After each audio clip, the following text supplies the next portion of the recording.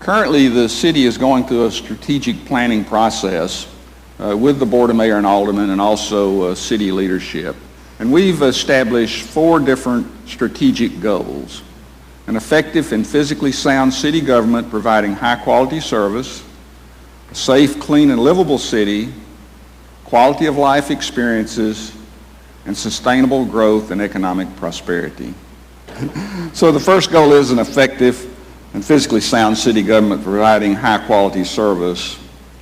And like Alderman Peterson mentioned, we continue to be a AAA rated credit by both the rating agencies, Moody's and Standard & Poor. This is the highest recognition that you could have as far as a financial rating, and it reflects sound business practices and sound financial management on the part of the city.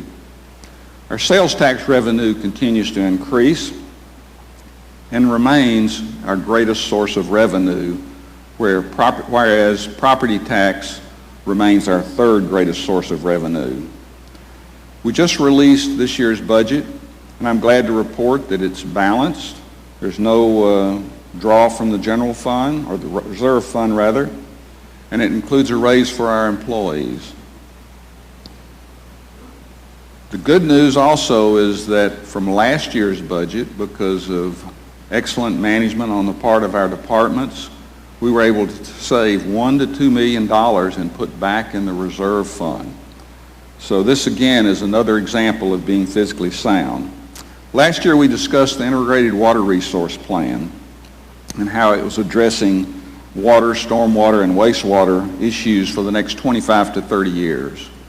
We're already taking the next step to follow up on that, in that we're now in the process of designing the upgrades and expansion of the wastewater plant, upgrades and potential expansion of the water treatment facility, and also addressing issues as far as our collection system. Aging infrastructure is being repaired and replaced on a regular basis.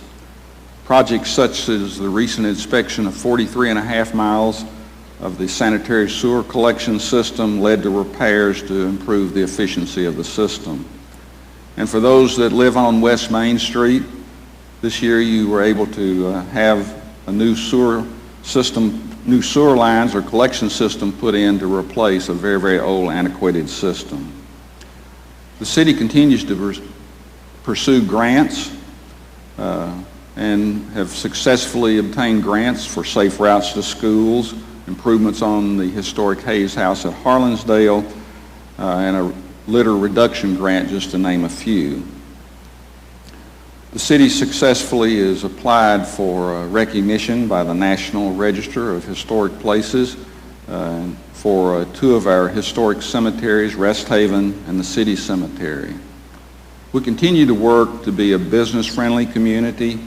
We continue to work on our service on the city side, such as the availability now of online plan review by the Community and Economic Development Department, and producing another process for smoother transition, easier transitions for citizens and developers. Our building and neighborhood services have seen a 43% rise in construction inspections compared to 2011, as well as an increasing number of plan reviews and business licenses. These are just a few of the accomplishments in this area.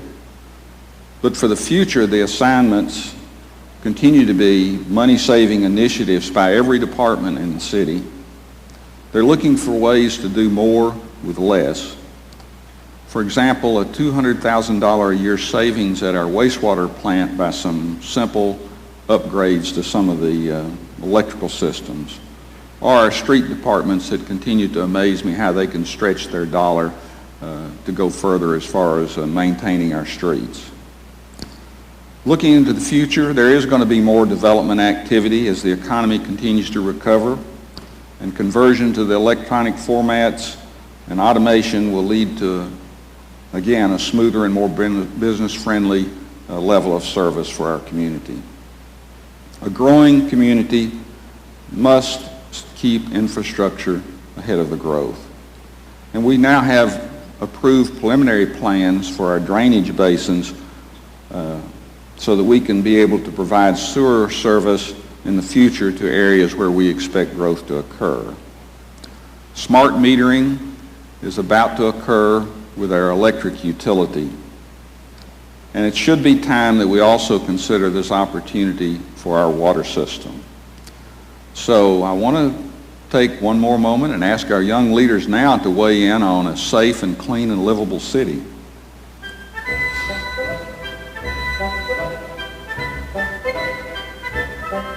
Is it better to be safe or not safe? Not safe. Why would you say that? You can protect yourself. I got an idea. I got one. You can live. You can live. Is it better to have a clean city or a dirty city? Oh, shiny city. I got one. Shiny. Clean. We're shining ourselves and you can find some more Shiny, no shine. No shine.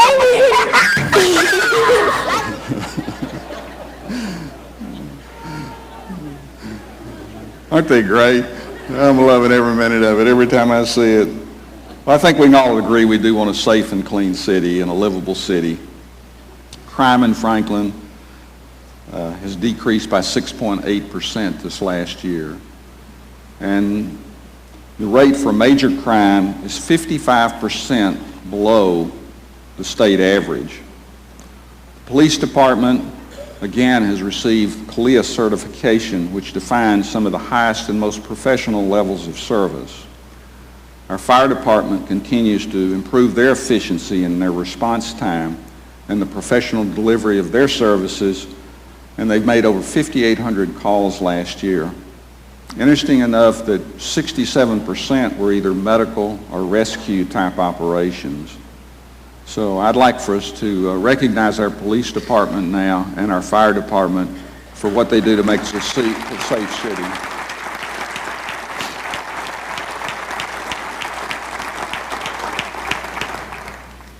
Community safety has been enhanced more by the expansion of the outdoor warning siren system this year.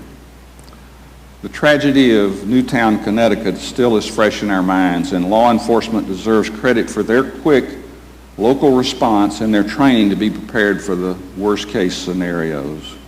Both the police and fire department meet monthly discussing responses to emergencies, and particularly school emergencies in our community, and recently conducted an exercise for an active shooter at the Williamson campus of Columbia State. This is only one of many training events that our fire and police go through every single week just to be prepared in case of emergencies or catastrophes. And our children are getting early instruction in school about issues such as recycling and home safety. And not only are they learning about fresh food, but they're getting firsthand experience at Harlansdale with an active garden project there. Solid waste is now coming closer to operating without a deficit by doing contract hauling and landfill services and diversion efforts such as recycling, resulting in somewhere between $500,000 and $1 million savings a year.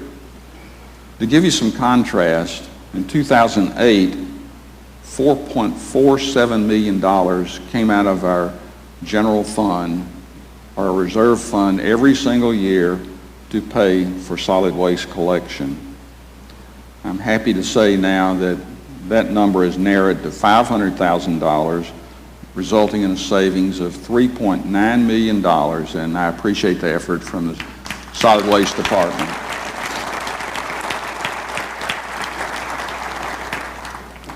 In the future, you can expect to see a new hazardous waste facility in cooperation with the county and grant money. It'll soon become a reality. It'll be a place where you can take those hazardous materials. It'll be more convenient and also create a greater degree of safety for our families. The new Public Works facility at the old 84 Lumber will be coming online this next year. which will offer an increased level of efficiency for our staff and also save time and money. And blue bag recycling will continue to grow as regulations and landfill costs continue to rise. So it's time to check back now with our young experts and future leaders and see what they have to say about quality of life experiences.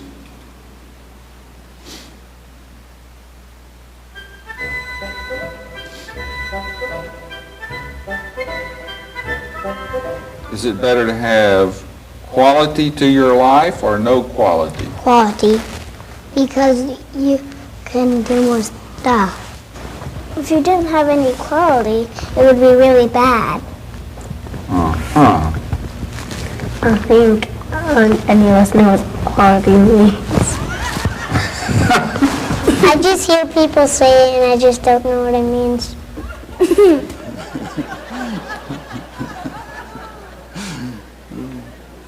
Don't you just love it?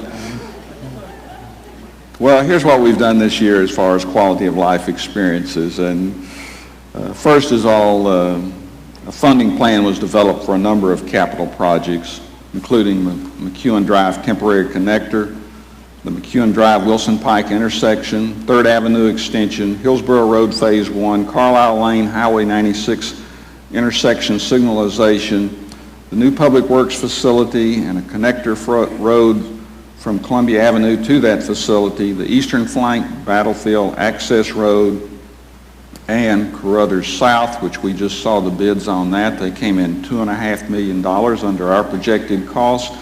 Again, saving us money in the long run. Many of these projects have already started, or many are about to start. And I want to dispel a myth that the Franklin flower is not orange cones. They are spread throughout the city. We know it's a great inconvenience. We understand that this is painful, but we understand also that it's short-term pain in order to get some long-term benefit for our community. The city partnered with a number of organizations to remove the Lowhead Dam and do the stream bank restoration on the Harpeth River, just off Lewisburg Pike, making the Harpeth River one of the few free-flowing streams in America.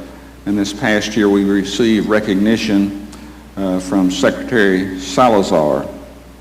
This new access will offer improved opportunities for our citizens and also improve the health of our stream. And social media and Franklin TV continue to be a way to reach out to our community, to inform the community about what's happening in city government. New shows such as More with the Mayor, A Walk in the Park, and Franklin Heat are trying to highlight projects the city is doing. So looking into the future, there are a lot of exciting opportunities going forward. One that I like to speak about frequently is the Carruthers-McEwen interchange on the east side of the interstate. This is a perfect example of long-range planning and may represent the future model for collaboration among all parties involved. This is an intersection that we're going to see a significant medical facility built by Vanderbilt.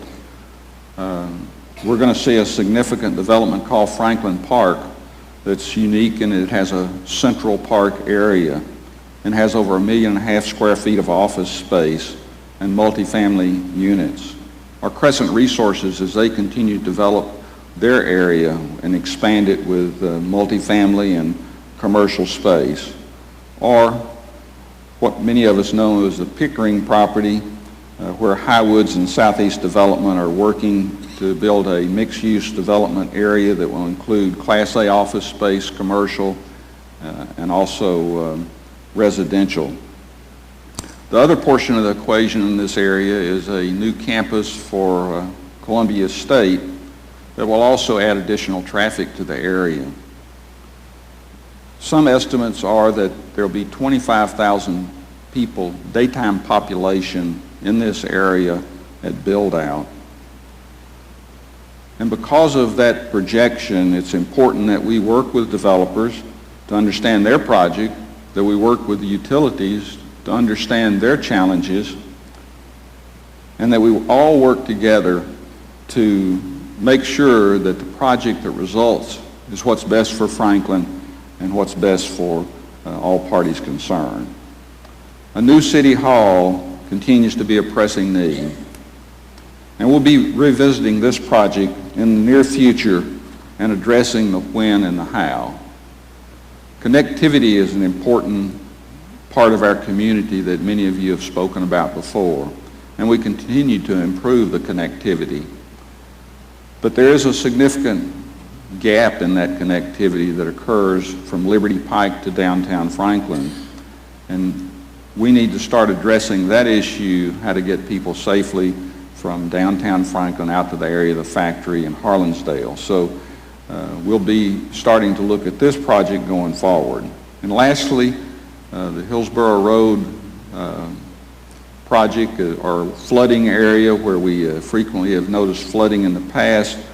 We now have been awarded the opportunity to work with the American Association of Planners to study this area and try to come up with some best solutions going forward.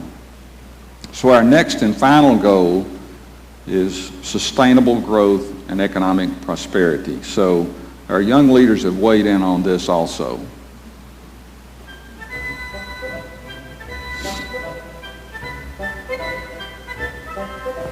What's better, jobs or no jobs? Jobs. Why? That's how you get money, and that money goes to the kids and we use it for toys. Because you can save up money. Because money is good, and if you don't have money, or if you don't have a job, then you won't have enough money to even buy any bikes or toys or anything. If you have more money, and if you have a job, you can, like, get more stuff. Get more stuff. I love it. So working with the newly formed One Williamson, One Chamber and their Office of Economic Development, we've been making regular visits to our business community over the past year or so. And we're working on relationships with those businesses to understand, number one, what they're doing, number two, understand what their challenges are and how we can improve what they're doing. We do know that 70% of all new jobs come from existing businesses, so that highlights the importance of why we need to continue to work on this. The good news is that I can't think of a single business that we visited that is not growing, adding jobs, and loves being in Franklin, Tennessee. The companies in Franklin are thriving for a number of reasons. It's the quality of life that we experience. It's the low taxes, and also the planning that goes forward to make sure that it's a place where people can depend on what will be around them, and also so they can predict their future. Franklin is made up of large corporations, and we're very proud to have Community Health Systems, Nissan, Jackson National Life, Healthways, and many others, and I apologize for not listing the long list of our major employers. But it's predominantly a business community made up of small businesses, creating new ideas every day and making a name for themselves. In fact, 80% of our businesses are small businesses. 20% of our workforce are entrepreneurs. And we're number one in Tennessee for startup companies, and we're number 25 nationally. I want to highlight just a few companies this morning that are making a name for themselves. And the first one is AJ Media.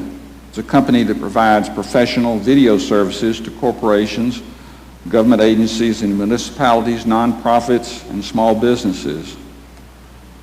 They were just recognized and received a Telly Award for their production of Senior Helpers Care and Comfort as a Moment's Notice. If Jennifer Goldstein Fritz and Alba Gonzalez Nylander are here. Alba.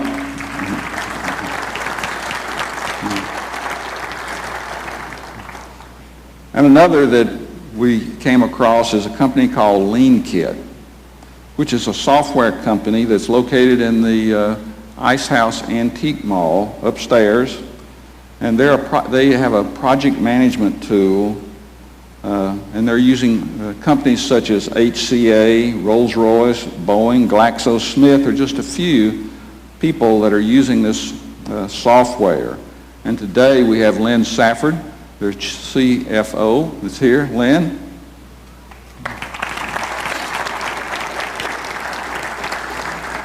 And last one that we have taken for granted too long, and that's Resource Label Group that's over on Seaboard Lane, which makes the labels for many of the things that you see in the grocery store and in the hardware store.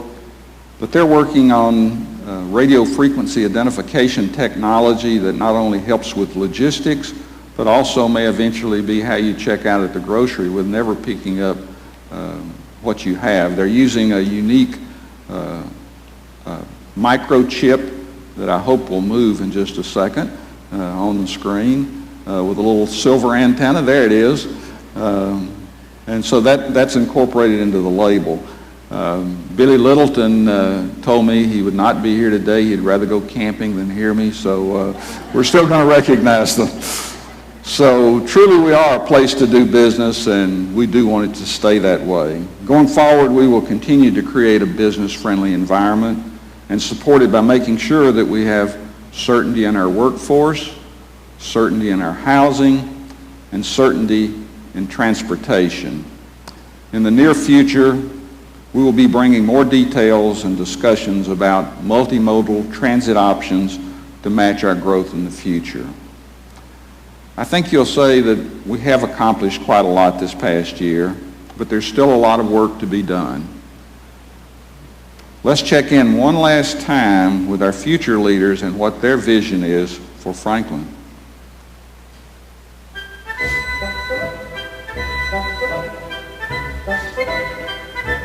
When you grow up, what do you want Franklin to look like?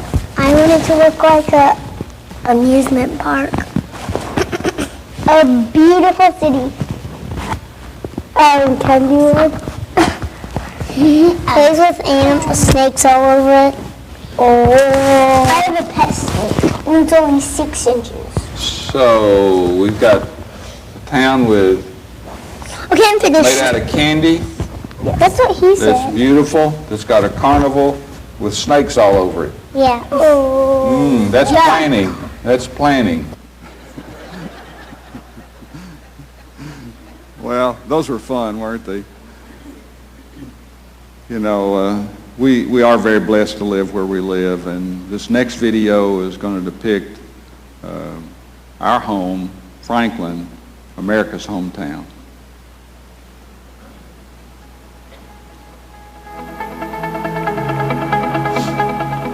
Good morning, Franklin. It's another beautiful day in the neighborhood. Local news is coming up next. We'll check the weather and the traffic. You have a great day.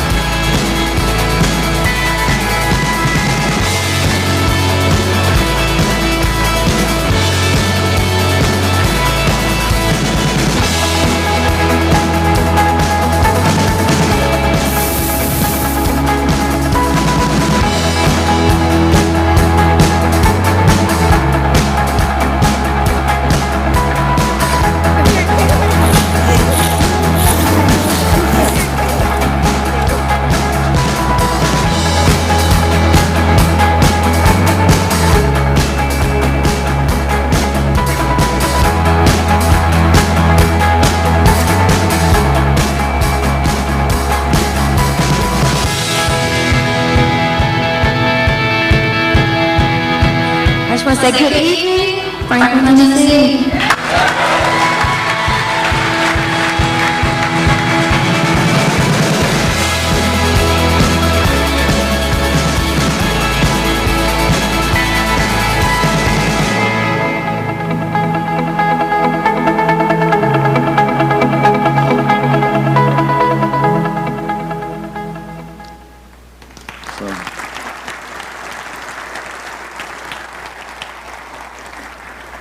So Franklin is home, and it's our home, and we wanted to say that great place we know Franklin. So here's your assignment. Be involved. Watch social media and Franklin TV, and go out and vote. Thanks so much. See you next year.